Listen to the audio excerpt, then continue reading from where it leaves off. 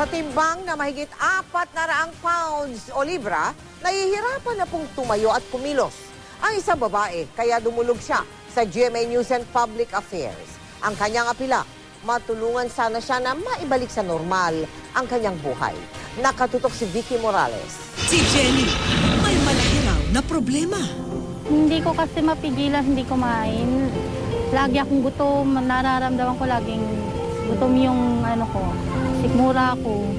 Ang kanyang figura, may kaakibat din daw na panganib sa kanya. Yung napansin ko na halos hindi na ako makaalis. Hindi na kaya ng pako yung katawan ko. Hindi na raw kaya ng basta-basta dieta ang sitwasyon niya. Dahil nahihirapan na ako eh.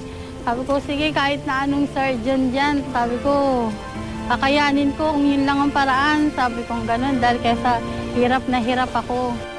Simple lang naman ang hiling niya.